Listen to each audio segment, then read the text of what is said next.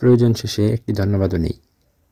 আজকে সকালবেলা দোকানে গেলাম, যাওয়ার একটু পরই আমার ফোনে 100 টাকা ফ্লেক্সি লোড আসলো। তো বললাম যে কী দিল। তো একটু পরেই দেখি যে আবার একটা অপরিচিত নাম্বার থেকে ফোন আসছে। ফোন রিসিভ করলাম, কথা বললাম।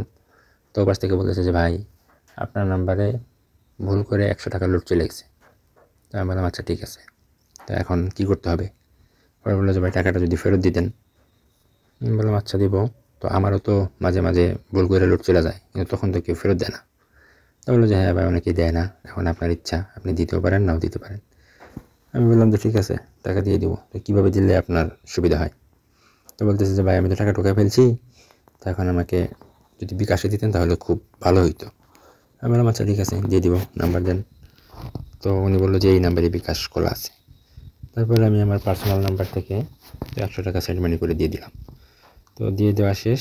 তো ভাবলাম যে ফোন দিয়ে একটা ধন্যবাদ অন্তত দিবে।